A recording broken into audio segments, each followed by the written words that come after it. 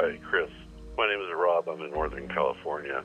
Back in 2012, my work partner and I were working on a 911 ambulance and working night shift together when we both saw a giant flying V, partially cloaked, about 10,000 feet in the air above our heads, completely silent. Had 5 running lights in the center of the V, 2 on each wing, 1 directly in the center towards the tip. Like I said, very, very large in size, and it was completely silent. It was on the early morning hours, and after doing some research on such a craft, I later found out that this was the same craft reported by thousands in Phoenix back in 1997.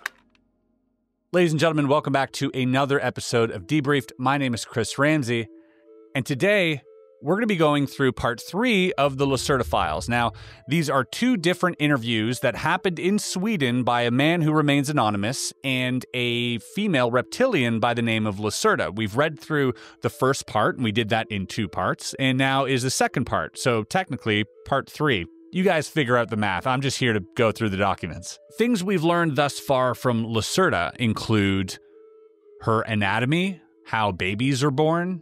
We learned about this interstellar war for Earth. We learned about our genetic manipulation when they stole simians for thousands of years and came back and we popped up and the reptilians went underground. I mean, there's a whole lore to this. It gets crazier and crazier the more you read through it, but also we're here to see if we can match any of the information up with stuff that is currently being talked about. We might find something, we might not find something. The point is we're going to enjoy the ride. And so I would highly suggest to suspend your disbelief, check it at the door, because often belief, as you know, just gets in the way of a good story. Folks, like this video, subscribe, and hit the notification bell if you want to be notified. And head on over to area52.shop if you want to check out some of the latest merch that we just dropped, including 3 brand new hats. We got the evidence bags, which are a crowd favorite. So many awesome things in this brand new website that we launched that I'm very excited about. And if you want to support the show, you can do that. Or you can head over to Patreon for some extra content. I just filmed a vlog.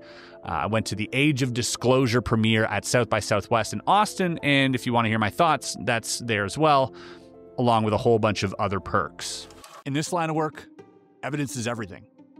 Every interview, every lead, it has to be crystal clear. And that's why I don't take any chances. I use Riverside. When I sat down with Chris Bledsoe to discuss his story, or with Dr. Diane Powell to talk about the telepathy tapes, I needed a setup I could trust, because these conversations, they matter. Riverside recorded every word in 4K video and pristine audio so I could focus on the truth. Forget the old ways. With Riverside, I get studio quality recordings from anywhere. Multi-track recording separates my voice from my guests, so editing is easy. No complicated setups, just hit record and it's done. If you're a creator, an investigator, a podcaster, or just someone who needs top-tier recordings, Riverside is the real deal. Try it for free. The link is in the description. And if you upgrade, use code AREA52 for 20% off a yearly plan. Trust me, you'll want this in your toolkit. Folks, we paid the bills. Let's get into reading about the Lacerta Files. All right, where were we? So we left off, the last interview was allegedly in December of 1999, and then they met up a second time, which was in April of 2000, and this is that interview now. So there is quite a lengthy introduction here before we get into the Q&A, and this introduction is by Ole K., who's this anonymous gentleman from Sweden. So we're going to read through his introduction prior to getting into the Q&A. Introduction. I once again reaffirm that the following text is the absolute truth and is not fiction. It was composed from 3 original tape recordings, which were made on April 24, 2000, with a tape recorder during my second interview with the reptilian creature known as Lacerta. At Lacerta's request, the original text of 31 pages was shortened up to deal with some questions and answers. Some existing questions were partially shortened or amended. It was even undertaken to extract message and significance from it.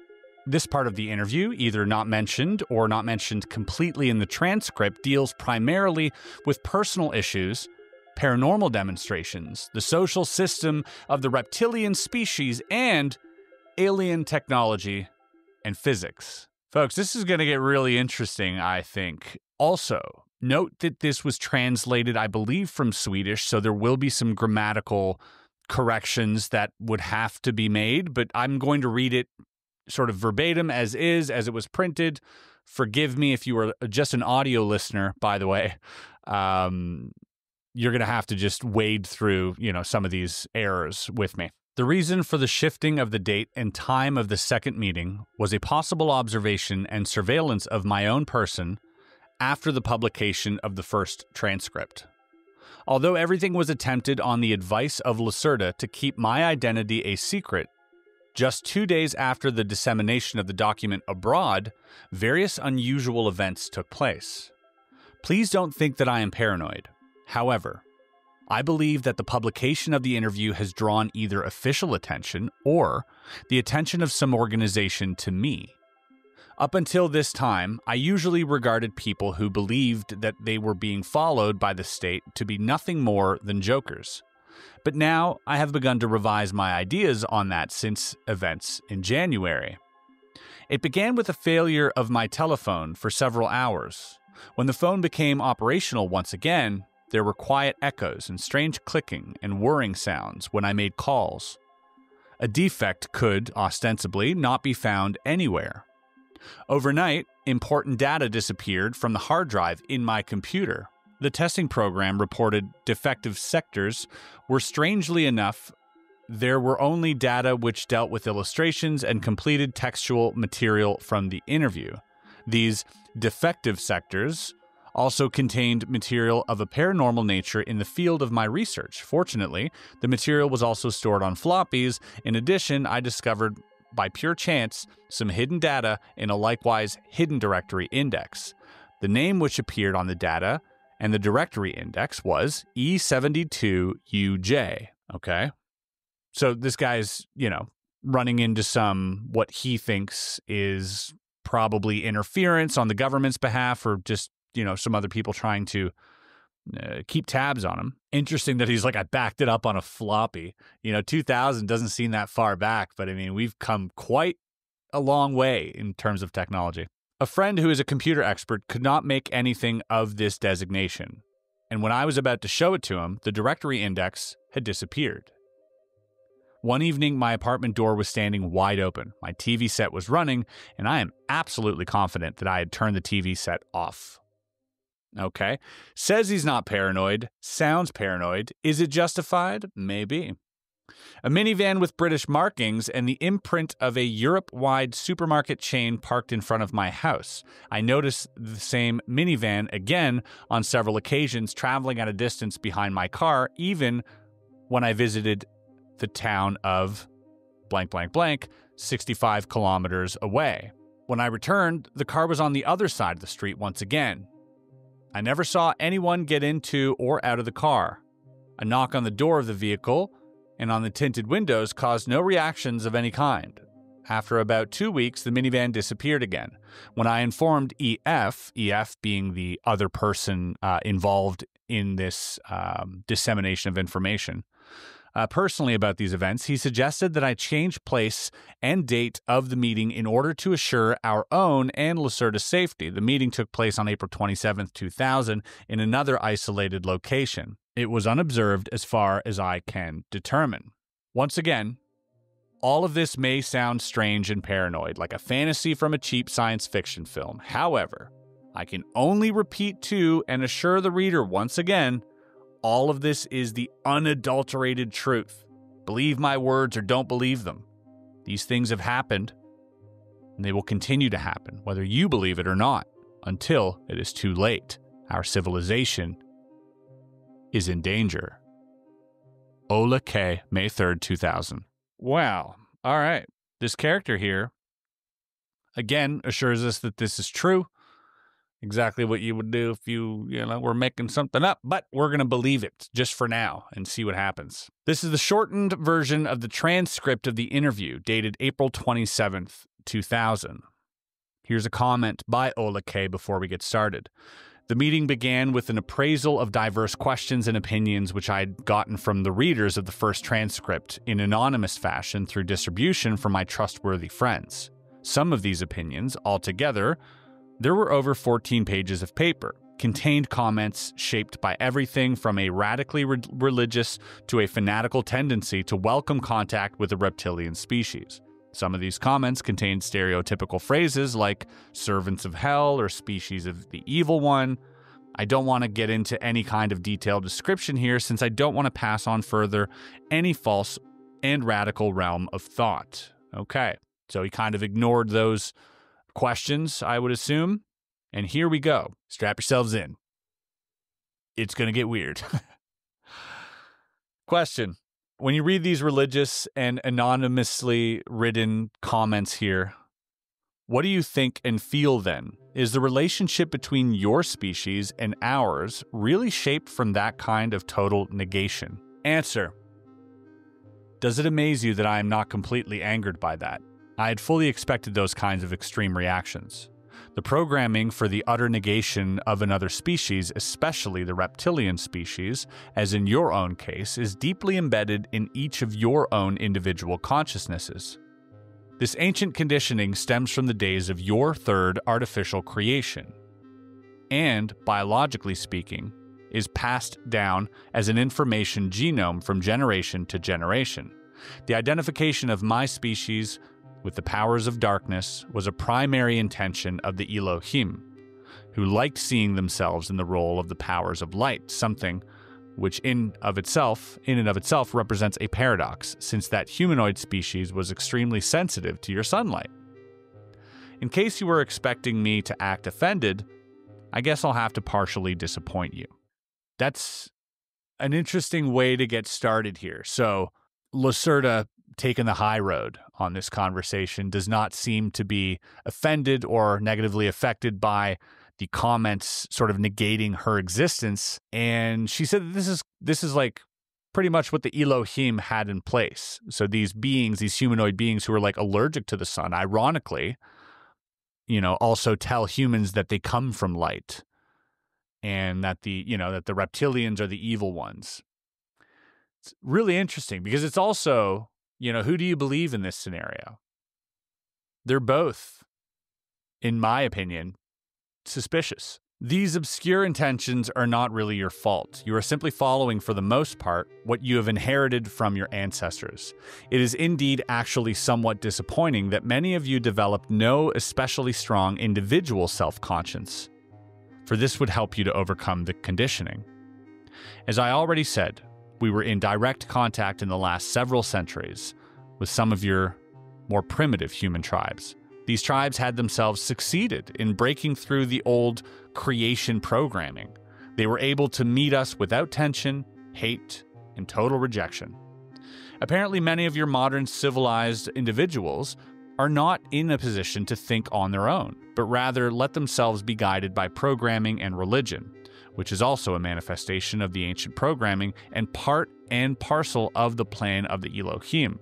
Therefore, comments of that kind I'd sooner regard as amusing than irritating. They simply confirm in large measure for me my suppositions about your defined mode of thinking. All right. This whole condescension with Lacerta and the reptilian species is nothing new. We are thick-skinned. We have developed quite a shield when it comes to this stuff. I now take no more offense from this lizard. But she is saying that we are pretty much all sheep. And you know what? I mean, who among us is going to be like, we're not sheep? Of course, we know we're sheep. That's the craziest part of it. Like, we know even now more than yesterday have our screens in our faces. There's a comedian that said this who's like, we're at a point in civilization where we're trying to figure out how many screens we can put between us and the wall with like a TV, a laptop, a tablet, a phone, a watch, and then just augmented reality on the glasses. Just how many of these screens can we obey? Yeah, I don't think any of us will refute such an accusation. Question. Therefore, you are not the species of the evil one, as was remarked earlier? Answer. How am I supposed to answer that? your people still think according to a simple and completely inappropriate scheme of generalizations. Simply put, there are absolutely no purely evil species. There exists in every terrestrial and extraterrestrial species alike both good and evil individuals. It's even true of your own people, but there is no such thing as an absolutely evil species. This conception is really very primitive. You people have believed from time immemorial what you are supposed to believe, what was foreseen for you to believe by your creators. You know, that's a really interesting point, and, you know, chalk one up for Lacerta on this one, because I do believe that that is accurate. We're often a little delusional in thinking that, you know, if we visited a planet, that they would all look the same, dress the same, and obey the same God and have all the same morals and principles. But unless they were a hive mind, that wouldn't be the case. You would have internal conflict and civil war, perhaps, or just varying different opinions. But again, you know, I do think that if a civilization developed the use of telepathy instead of spoken language, individuality would cease to exist, and you would probably see a lot more assimilation, a lot less of this confliction, you know, that humans face. And so Lacerta saying that this is very primitive for you guys to think that every species, you know, shares one sort of objective view of reality, I don't think that it's that primitive. I think that probably out there in the universe, there are some extraterrestrials that, because of their immense capacity of telepathy, you just can't hide anything from anyone. And so you kind of have to become one, I would assume, right? Every well-known species, even the more highly developed ones, consist of a great number of individual consciousnesses. At least a portion of the consciousness is individual, even though there are connecting fields of consciousnesses. Whoa, okay, so never mind. She just completely destroyed my theory. She says that both can exist simultaneously. Well, that's interesting. These self-sufficient spirits are able to decide freely for themselves a lifestyle which is either good or evil, according to your own human standards. It depends again on the respective point of view. Your people are not necessarily in a position to judge whether the deeds of a much more highly developed species are good or evil, because you stand at a lower observation point from which an assessment is not possible. Your simple words, good and evil, are in any case examples of a tendency towards generalization. In my language, there are many concepts for the various shades of the meaning of individual behaviors in comparison to the norm of a society. Great point. Yeah, good and evil definitely does sort of fit it into a neat little box. Black, white, good, evil, up, down, this binary view of everything. I definitely see how that can inhibit nuance, you know, from existing. Even those extraterrestrial species which are inclined to act with antagonism towards you are not species of the evil one. Even though they operate negatively with respect to your own race, they do this for their own reasons and do not regard themselves as evil. Were your structured way of thinking more linear and more focused as theirs is, then you would also behave in such a fashion. The attitude of a species towards other kinds of existence naturally depends very heavily on its respective structured way of thinking. Each species sets its own priorities. To classify that as good or evil is really quite primitive, for the survival of any species argues for many varieties, among them your own, as well for even the most varied of the worst or negatively directed deeds. I won't even exclude my own kind in this regard, for there have been certain occurrences in the past which I don't personally welcome, but about which I would also not like to go into detail. None of these occurrences have happened in the last 200 years of your timescale. But please note the following. There are no absolutely good and there are no absolutely bad species, because each and every species always consists of individuals. Okay, point made. She did refer to, you know, some type of event that took place 200 years ago, which is interesting. Also, I get the feeling, and this might just be me, but let me know if you also have a similar sense, but this is written more eloquently than the last one. And I don't know, this is actually, I should have mentioned that before. This is translated by a different person, and that could be why. So that explains why this one's a little easier to read than the past, you know, Lacerta parts. Question. In the letters that I got, there was often the question whether you could go into any greater detail regarding the advanced physics that you commented on last time. Your words, many people said your words made no sense. For example, how do UFOs function? How do they fly? How do they perform the maneuvers they do? Great question. Because I also felt like in the comments there were a lot of people that were like, no, nothing you're saying adds up. And there are a lot of smart people who watch these videos, so I'm glad that you guys are paying attention. The answer is a long one. All right. Answer. I ought to explain that to people? That's not all that simple. Let me think about it for a minute. I always have to use very simple words in order to make clear to you the basic principles of a higher kind of science. Let's try this. You have to be clear about some fundamental facts. The very first thing is that you must divide up the conception of the physical world because each existence consists of different layers. Let's say, for simplicity's sake, that it consists of a material illusion and a sphere of influence. Translator's note here. No legitimate translation exists for this word, Feldraum. Feld means field and Raum means space or room or expanse. Therefore, I'm translating it as sphere of influence. Okay, Feldraum, sphere of influence. Certain physical conditions are associated only with the realm of the material, as in the concrete, while other and more complicated conditions are associated only with the sphere of influence of our material world. Your conception of the physical world is based upon a simple material illusion. That illusion is further subdivided into 3 elementary or basic conditions of matter. A fourth and very important condition also exists, which you simply pay attention to more or less as you choose. It is the one bordering on the sphere of influence or plasma realm. For you, the theory for a controlled transformation or an elevation of the frequency of matter and the stable existence of this fourth aggregate condition of matter is not very common. Or it exists at a very primitive level. As an aside, there are simply 5 states of matter, but the post-plasma state would really be going too far and it would only serve to confuse you. Besides, it is not necessary for an understanding of the basic theory. It is connected with diverse phenomena which you would characterize as paranormal. Okay, we're talking ghosts here, plasma ghosts. Now, back to the essentials. Plasma. Now, with plasma, I don't just mean hot gas, as the concept is generally simplified by your people, but rather I mean a higher aggregate condition of matter. The plasma state of matter is a special form of matter which lies between its real existence and the sphere of influence, that is, a complete loss of mass and pure accretion of energy of various form whenever matter is, quote-unquote, pushed or shoved.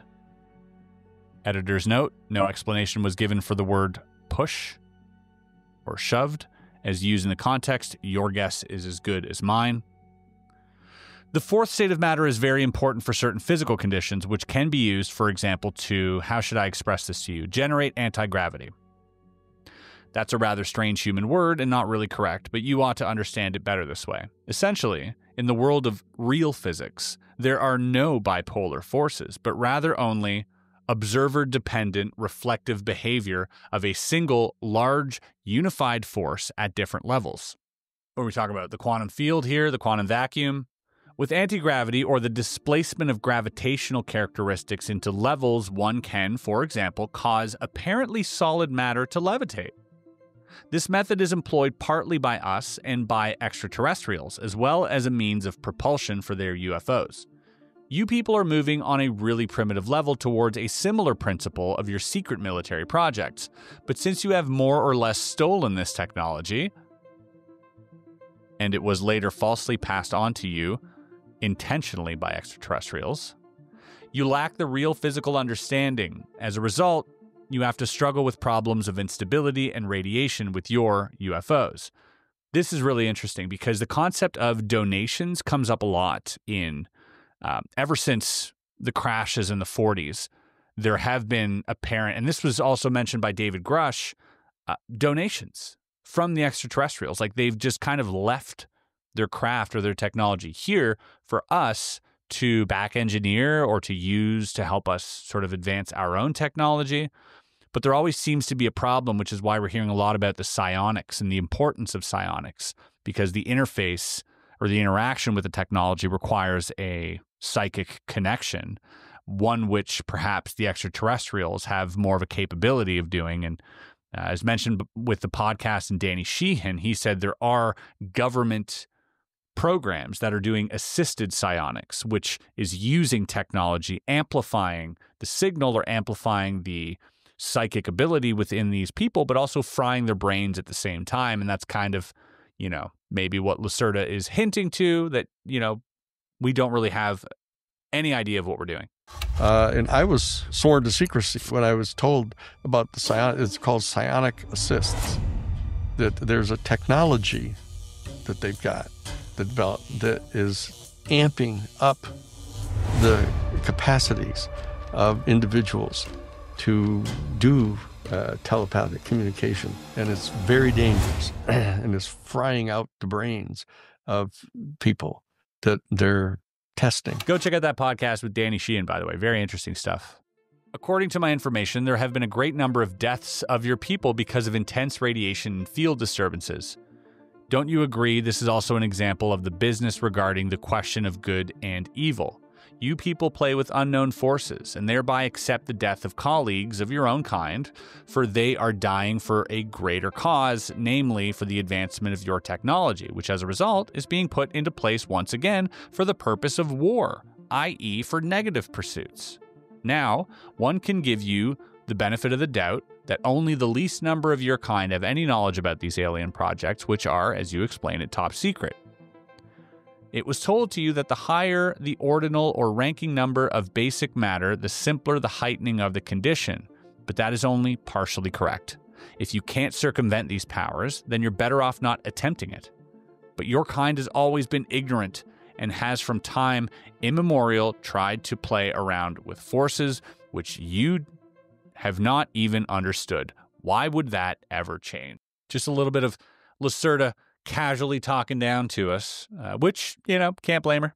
All right, we're going to talk about the copper fusion business here. This is a topic that was brought up by a few of you who, didn't really understand why copper was necessary here and how the fusion process worked with, the heavy elements that you would need just an insane amount of energy to make that happen. We're going to get into that. I don't much understand it myself, but maybe you guys can help me out. You remember this business of copper fusion? By means of the fluctuation at the right angle with the induced radiation field, copper is fused with other elements. The illusion of matter is fused. The fields in the sphere of influence overlap each other, but the main force would be reflected by that process and would assume a quasi-bipolar character. Okay. The resulting connection in the field would therefore not be stable in the normal condition of matter and unsuited for tasks. As a result, the entire field spectrum is shifted to a higher plasma-like condition, whereby the spectrum comes together with this harsh shifting to the opposite pole side. The word is not correct, of the force field, and it resembles quite closely a gravitational shift. This shifting causes a tilting of the repulsing quasi-bipolar force, which now no longer flows to the interior of the force field, but rather flows partly to the exterior of the field. The result is an interstratifying reflective force field, which is very difficult to modulate with certain technical boundaries in relation to its own characteristics. It can also carry out a multiplicity of tasks, for example. Okay, so hold on. I don't know what to make with sort of any of this. My feeble, meager mind will not comprehend what is being told to me here, so I will be enlisting the help of ChatGPT. There's some complicated math going on here, or science, or physics. Can you please dumb it down for me as if I was in grade 7? About advanced technology, like those used in UFOs, that can create powerful energy fields. These fields are dangerous and hard to control, leading to accidents when people experiment with them. The text also mentions a process where copper is combined with other elements using a special energy field, which changes how the material behaves, almost like using magnets to change metal properties. Additionally, These energy fields can make objects float or become invisible, and they might even allow things to pass through solid objects under the right conditions. Finally, it suggests that what we see as reality might just be a surface illusion, with everything being part of a much deeper and complex universe. Does that help clarify things? Unfortunately, yes, it does. Okay. So that's interesting because a lot of what was said there, and we'll keep reading this last little part here, but a lot of what was said there is kind of been repeated. Now, I went to the South by Southwest premiere of Age of Disclosure, and in that documentary, Hal Puthoff, a famous physicist who's worked with the government for a long time, and Eric Davis also, talked about the propulsion system in layman's terms, and it resembled a lot of what we're hearing in this text, namely the part where once you create this shift, you can travel essentially through solid objects. Now, we see transmedium crafts, or we hear about them entering and exiting orbit and our atmosphere and going into water, but what that also means, if they can travel frictionlessly through water and air and atmosphere, they can also do that through solid stone or metal. And that is wildly, wildly perplexing. It can also exert a camouflage function in the realm of electromagnetic radiation, as well as manipulate temporal sequences of events. Indeed, only to very limited extent, and other things as well. Are you familiar with your quantum tunnel effect?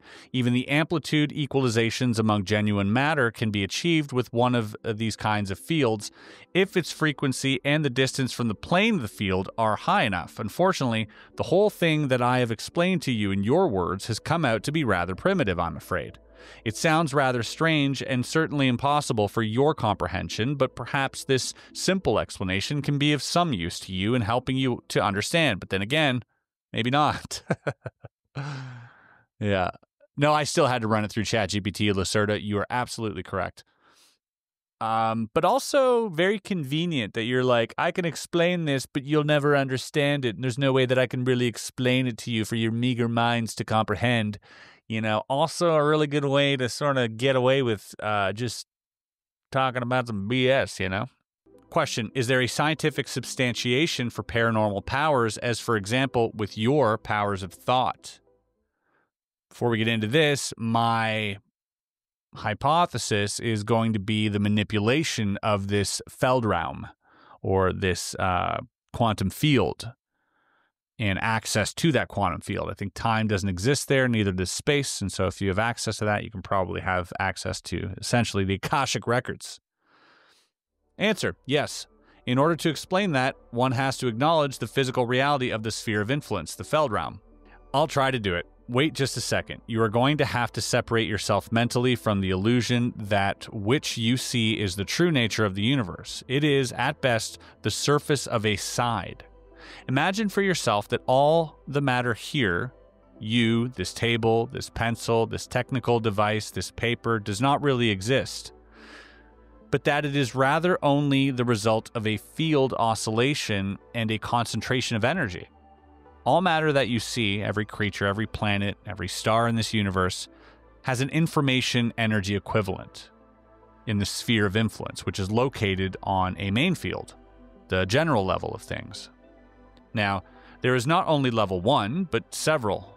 Last time, I had mentioned that highly developed species, which is capable of changing levels, which is something completely different from the simple bubble changing, for bubbles are a part of each and every level. Do you understand? Dimensions, as you call them, are a part of a solitary bubble. Bubbles, or universal foam, are a part of a level. And levels are layers in the sphere of influence, while the sphere of influence, acting in the capacity of a single physical size, is essentially unending. It is composed of innumerable information energy layers and general levels. There are, in the sphere of influence, no null levels. All are the same, but they are separated by means of energy conditions. I notice that I am confusing you now. I think I ought to stop with this explanation. Thank you. Thank you, Lacerta. I appreciate this. And no, I was completely following all of that. But, I understand if the other mortal minds, who are paying attention might not be capting everything that you're saying. Question, no, please continue. Great. How do concrete paranormal powers arise? Okay. This is interesting, though. The bubble stuff, the layer stuff, like the planes of existence, it is cool that not only is our reality made of physical and non-physical, that the non-physical layers also have layers, that the non-physical realities aren't the only realities either. Like, that's just such a hard concept to even comprehend when the only thing that we can barely comprehend is the physical. Well, okay then, let's try something simpler. It is not completely correct, but let's begin in this manner. Tangible matter, on this side, is mirrored in the sphere of influence, the Feldraum, as a field with distinct layers. These layers contain information, as an example, about the simple structure of matter or the string frequency, but also there is stored information stemming from the development of matter. Are you familiar with the human concept of morphogenic fields? One part of the layer could be designated as such. Now, there is still another intermediary layer for which you, unfortunately, have no human concept, since the theory is not common in human thinking. Let's call it a para-layer.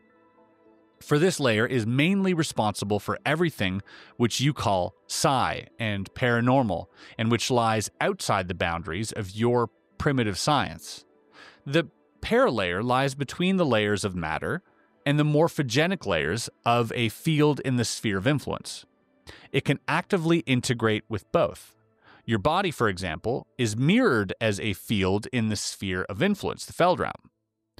I love this idea. So, what's really interesting here is that we're saying, okay, there's a mirrored reality, one which is physical sort of information, among other things, and one that is sort of this non-physical interpretation of the physical, like they're mirrored. And, I've had several out-of-body experiences. If you haven't looked at that documentary that I did about the whole gateway process that I did, I went out of body probably half a dozen times. And, saw myself laying in the bed.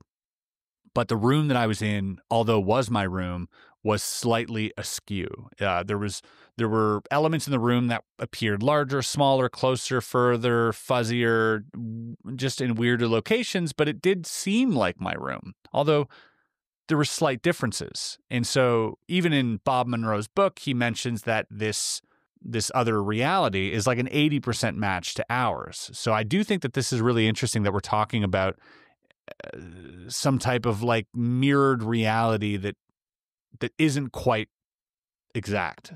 That doesn't mean that it does not also exist here as well as flesh, blood, bones in the form of matter strings or atoms. But not only that, existence is always a duality. Some layers of the field contain simple information about the solid matter of your body and its frequency, while other layers contain information about your spirit, your consciousness, or speaking, from a human religious point of view, your soul. Awareness or consciousness in this case is a simple energy matrix divided into different layers of your field in the sphere of influence, nothing more, nothing less. Genuine awareness can also exist here on the matter side, but only in the form of post-plasma, the fifth form of matter. With the necessary physical knowledge and the corresponding technology, the consciousness/awareness matrix, or soul, can also be separated from its field of rest. It can, despite its removal, continue to exist in a self-sufficient manner for a certain amount of time. That has the strange occult name of soul robbing. But above all, we're talking about science here, not about magic or dark forces. Okay. So here's a comment by Ola K.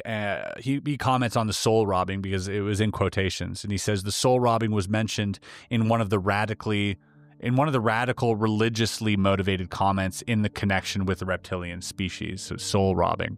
But back to your question. Creatures with more powerful mental powers can have a direct influence on the paralayer by means of their consciousness/awareness fields. Now, this layer is not only limited to the individual, but rather as a part of a general information layer. You could call it, in a prosaic sense, the community soul that is connected with all animate and inanimate matter and all consciousness which exists on this main level. Okay, so this is what I refer to as like the quantum field, where, you know, information is stored and we have access to. So that is this paralayer, this psi layer that exists between this sort of metaphysical, you know, consciousness and the physical state. Between those is this paralayer where all information flows through and is connected to both, which is why we might have access to it through meditation. And then it can interface with both, you know, the physical and the non-physical. I really like this idea. You know, if you looked at reality as 3 layers, you would have the, you know, physical, let's say the conscious realm here, this paralayer, and then this like greater consciousness, this greater awareness universally.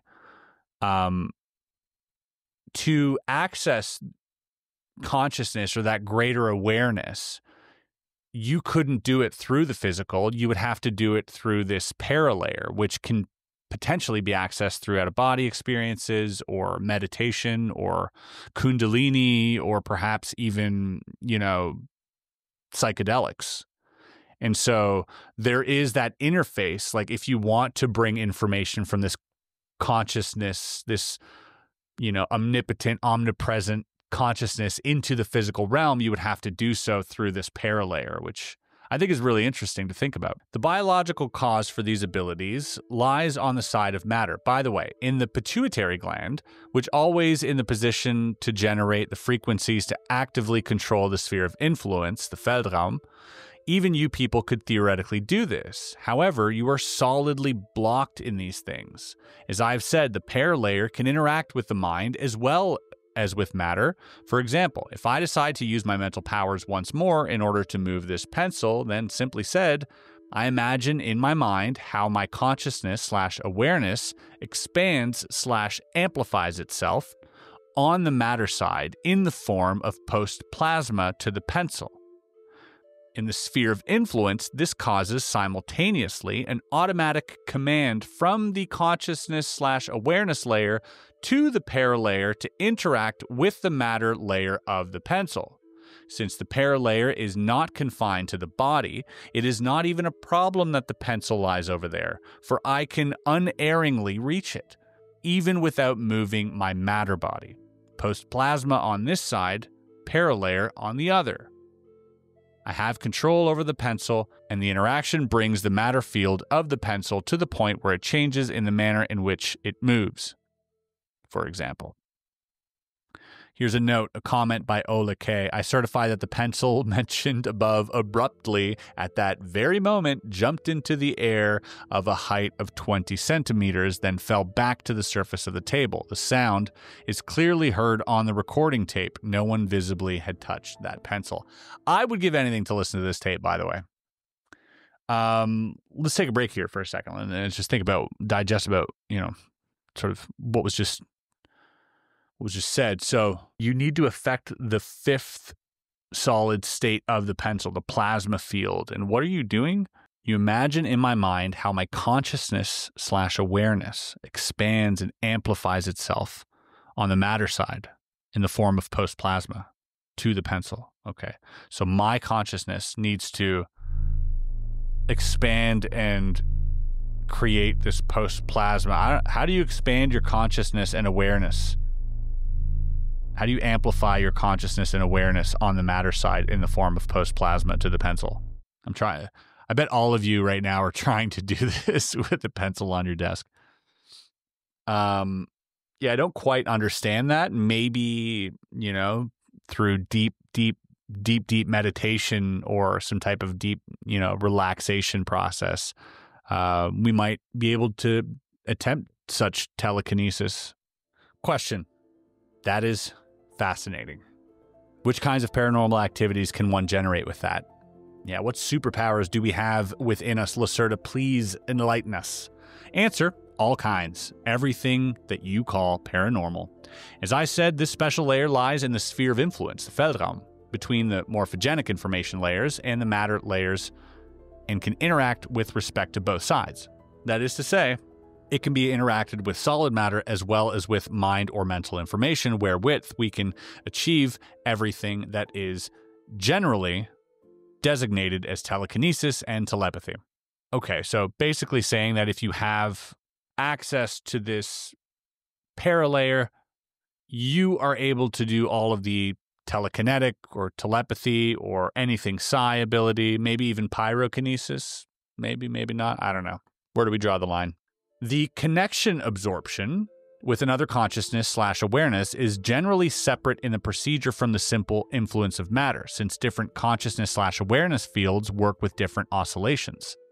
A consciousness/awareness that sends or a consciousness/awareness that listens must first adapt itself to the other mind exactly before any access is possible. Most species also have chances to block the alien access, but you people don't have this. The following is generally valid. The stronger the paranormal abilities of a species, the simpler the adaptation and the access. Our own abilities are not so powerfully developed. Therefore, first we have to learn specifically alien mind influence in order to use our mimicry. For example, where mimicry is actually quite simple in your minds due to the implanting of the on-off switch, some of these abilities are also partially inherited. Mother and child of my kind, as an example, are attuned exactly during the first months of life, partially also in the egg covering in the expectant mother, and communicate telepathically. In order to influence you people, we need a certain amount of time for practicing, despite your simple structure. Can we please just get over the fact, I get how dumb and simple we are. If we're so dumb and simple, why are you even talking to us? Wild. All right, whatever. Therefore, it is forbidden, for example, for adults of my kind before the age of enlightenment to come to the surface of the earth. That term is synonymous, along with other things, with full physical strength. In the case of not fully developed abilities, the danger of discovery by you would be too great. By the way, there are, of course, numerous secret teachings about the real possibilities which can give one these abilities, but I really don't know anything exact about that. Whenever an alien mind ought to be influenced, then there are some generally valid steps which are set into motion by other extraterrestrial species. First and foremost, the alien oscillation must be felt, something generally that is done automatically by the brain, i.e., for the one, the field oscillation, for the other, the quasi-electrical brain waves here in the normal space, which matter inhabits. That is not especially difficult. After that, one simply probes for another consciousness and awareness in the mind with a post-plasma manifestation. The sphere of influence reacts and the connection is there. Okay, not sure I understand this, but it's some type of like interfacing and oscillation, so some type of frequency-based thing where you have to match your frequency to the mind that you're trying to influence. You asked me last time whether you people had the opportunity to protect yourselves against this influence, and I told you that only an awake and concentrated mind had any kind of chance to withstand it. In this state of mind, the oscillations change very abruptly and access becomes complicated. More precisely, it can come as a painful recoil. Whenever you close your eyes, then the field becomes flat, and alien access to the mind is immediately possible and without restriction. In terms of your chances against a more highly developed species, you have none at all. They are able to adjust the oscillations faster than you can change. Could even demonstrate it on yourself, but you were really horrified and confused the last time, so we'll just leave it at an explanation. Obviously, we don't stand a chance against some of these more superior beings. Our mental faculties are just too inferior, but it would be interesting to know, like, what type of mental abilities we actually have access to. Now, we've studied them with the CIA and we've seen some with the telepathy tapes, but like, how cool it would be if our society was really encouraging to these things, much like the Psi Games coming up. My buddy Hakeem Isler is organizing, the Psychic Olympics, essentially. And I think that's really cool. And if ever there was reptilians in existence, I would assume that they would be present at this Psi Games. So we'll wait and see. Take a lot of pictures. This explanation presumably sounds to you like, as you say, something esoteric or from the occult or magic. The reason for that is simply that you lack the basic understanding for seeing the background reasons. All paranormal phenomena have a purely scientific origination. None of this has anything to do with supernatural powers. We grow up with this kind of knowledge. We know how one makes use of these powers and where they come from. We are acquainted with theory and practice. You are not. Therefore, you really don't understand what happens in your world. You see only one side of existence, not the other. I mean here, both that are physical. Everything paranormal is dualistic, and it exists in the space that matter inhabits as well as in the sphere of influence. To be explained, it can only be explained by the acceptance of the latter, because the sphere of influence is the basis. I would welcome an end to the scientific questions, since you really aren't grasping them anyway. We're wasting more or less valuable time by doing this. And that, folks, will be the end of today's read-through of the Lacerta Files. There is quite a lot to digest. I will be, by the way, real quick, I will be uploading a second reading, a final reading of the Lacerta Files next week. We are not done with this. I will not postpone it any longer. We are getting it out of the way. Next week, we will be reading another Lacerta File, the last one. But we've gotten through the science part, which has left me with a mild aneurysm. I do actually quite understand it, and I think this does gel with my base sort of theory of reality as I know it, whatever that means in my, meager existence. But I do think that there is something there where, like, physical has a mirrored non-physical, and that there's a layer in between which allows the exchange of those things. In a very simplistic manner, that makes sense to me, but I'm also a very primitive mind. Perhaps there is someone out there who is studying parapsychology or even quantum physics that can enlighten me to see if this at all has legs to be, at the very least, a sound hypothesis. That would be great. Folks, I hope you enjoyed this. This was a lot of fun. I'm kind of over the science part. I'm glad that that's out of the way. We can focus on more pressing matters like, what does their poetry sound like? And does it compare to the Vogons? Folks, if you enjoyed this video, please just leave a like, subscribe. If you're listening to this on iTunes or Spotify, leave us a comment there and a 5-star rating if you did enjoy it. It goes a long way to help us sort of propel this into a favorable algorithm on those platforms. Also, if you're so inclined, if you have your own stories, we've been getting a lot of calls recently. 8333 area 52. It is toll free. You have 1 minute per call, at which the call will end. And then if you didn't have enough time, just call back and pick up where you left off. You don't have to introduce yourself again. Just I hear all of them. But if you want to tell me about your sighting or encounter, that's a great place to do that. And check out area52.shop, guys. Thank you once again, and we'll see you on the next video. Peace and love.